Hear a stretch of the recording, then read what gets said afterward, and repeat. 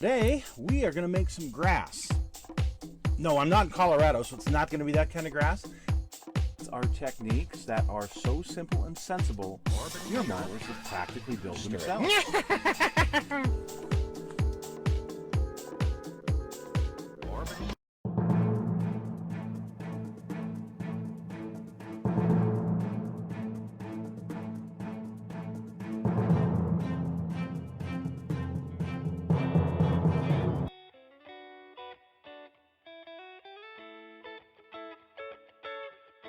Hello folks, and welcome to the Kit Hoarder Stash. And today, well, I'm answering a question that one of my viewers asked, which was, can you go over which glues are the best to use in model building?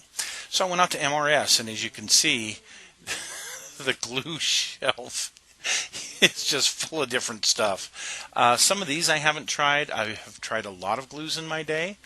But we're going to kind of pick through a couple of them that are the most common. And see, here's a whole nother rack. This is the tester's rack. So we're going to pick a few of them and kind of go through them and try and help you determine what's going to be best for your model building. So I picked three that are pretty common. The good old-fashioned tester's tube glue that pretty much everybody's used at some point in their life. And then the tester's Model Master black box, as I call it. But it's got a little metal spout on it. It's kind of a liquid, but it's a thicker liquid. And then, of course, the stuff that I use pretty much exclusively, which is Tamiya's ultra-thin cement. Okay, so just a bit of a disclaimer here. We all know my sense of humor is really warped, and I'm not condoning that anybody sniff glue, but use this stuff in a well-ventilated area, okay? Okay, folks, now we're going to show you the advantages and disadvantages of these three different glues. I have here a set of seats for the 67 Mustang. It's a 67 GT500 kit, and these seats are great because they don't line up perfect. So if I test fit them here, what you're going to see, there's a little bit of a gap here, and in the top here, yeah, these don't fit great together. Just holding them together, and there's a gap here. Okay, let's first do the tube glue thing. Are you ready? This is scary. I'm gonna take the top off. Oh good, this one didn't erupt. That's good. That's good. Gonna get a little bit out, just a little bit, and I'm going to glue, hang on, make sure I clean up all the flash here because I want to make sure this is very even, this test between the three glues. Sorry, I already cleaned two of them up, and apparently I didn't clean the third one. Okay, here we go. It's in my hot little hand, and I'm going to put just a thin bead of this, as thin as I can get, on here.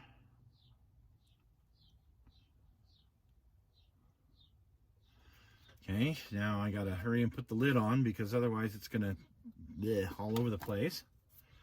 Okay, we're gonna take our top, put it to our bottom. Oops, I already got some glue on my fingers.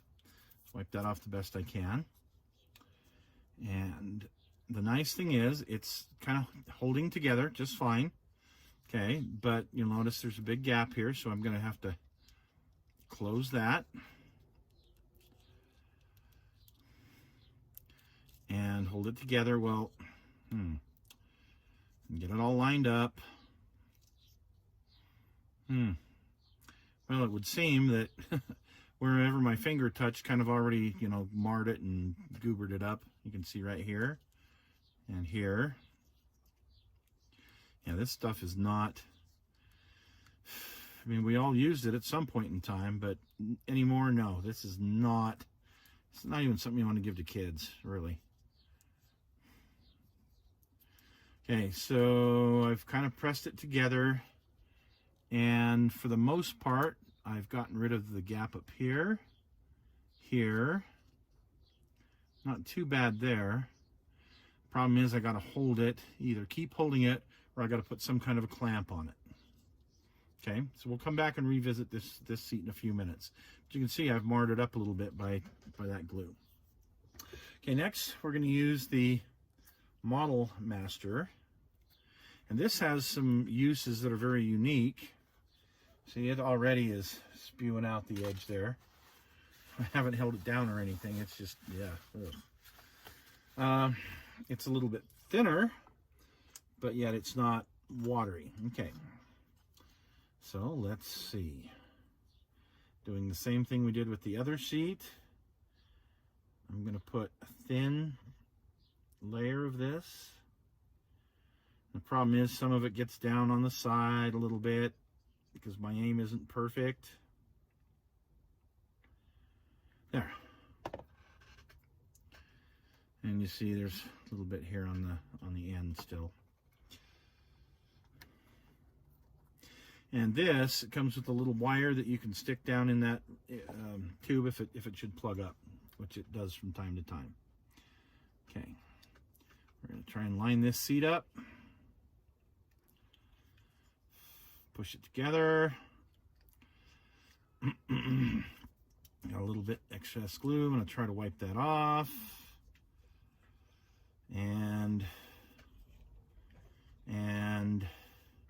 push it together, and you see I have a real nasty gap here. So I hold that together, and there's a nasty gap down there. Oh, that's not good. Hold it together, count to 10. 3, 4, 5, 6, 7, 8, 9, 10. Oh, crap, the gap came back. I'd say that's a fail.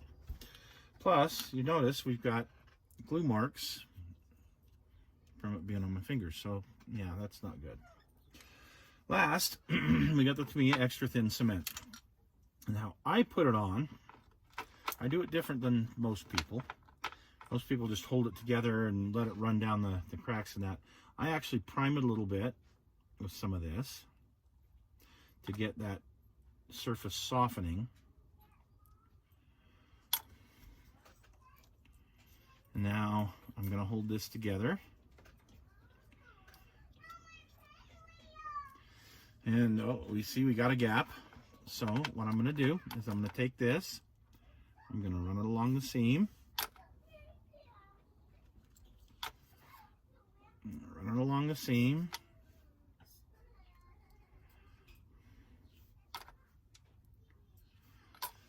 And now I'm going to reapply pressure. Let's give it the same test. 1, 2, 3, 4, 5, 6, 7, 8, 9, and 10. Okay, it's coming back a little bit, so it's going to take a little bit longer. Oh no, you see I've got a little finger mark there. Oh no, I have a finger mark. Whatever will I do? The nice thing with this glue is you can kind of paint it like this, and it's going to take that finger mark right out.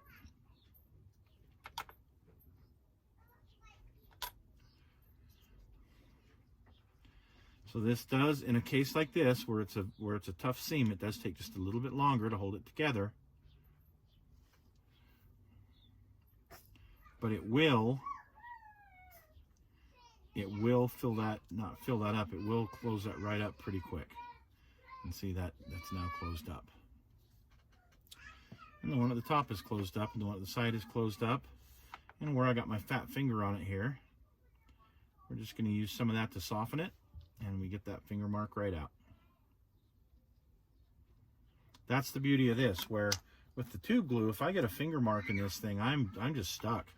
I got to come back and sand it. Oh, look, that gap's opened back up on this, because I definitely would need to clamp that. So guess what? I'm going to take some of this and I'm going to fix it. So you can see why I use the Tamiya extra thin cement. If you're gluing a long fuselage or something together, yes, you have to hold it together, run this down the seam, parts of the seam, and hold it for a few seconds. And you might have to add a little bit more and come back and hold it a little bit longer. But the point is, this will work. Where this, you're going to have to use elastics or something, and it gushes, it's out of the seam, and it gets, yeah, it just ruins your project. So, I spent like $3 on this. Yeah, well. It's good. It's good for you guys to see. I will not use it. I won't even let the kids use it. I will let the kids use this, okay, if they want to put together a model with this. But I've taught them that if they run into a problem with a seam, to use the liquid glue. So, and this is the one I did with this, and yeah, it's just not holding. Now, Testers does make a liquid cement that's actually pretty decent, but it does not dry as quickly. It does not flash off as quickly as the Tamiya extra thin cement. It is good for some projects where you might want a liquid glue that dries a little bit slower. It's also really good if you've got like squadron white putty to mix it with that and thin the white putty out, or even some red spot putty, automotive spot putty. It works pretty good for thinning that, making it into kind of a thick paste, if you will, to paint on certain surfaces or cracks, crevices, whatever. So, but you can see I've just repaired this seat, which was the one done with this, and that's not going to open back up. Just to make sure that I got all my finger marks off, I'm going to go over it with this, and that should take care of all of those problems. Okay. And there's the one I did with the Tamiya extra thin cement. Tamiya makes another one. It's kind of a yellowish green cap, and that one, I think that one dries a little bit slower as well. Honestly, I have no need for pretty much anything but this. There was some little Dragon mini tanks that I did that has some interesting vinyl parts in it that only this glue would work. The Tamiya extra thin won't touch it. So, but for most regular modeling projects, the Tamiya ultra thin is the way that I go. So there you go. That was kind of a quick little tutorial on these three glues and their strengths and weaknesses. The other part about this is once it's glued, it's glued. I can probably pry this apart now, but another 10-15 minutes, this is like one piece, okay? That's not coming apart unless I use more of this down the seam to weaken that seam. Then I could go back and I could pull that apart, but it's very difficult. This works pretty good. This stuff, a lot of old models are made of, and it's very easy to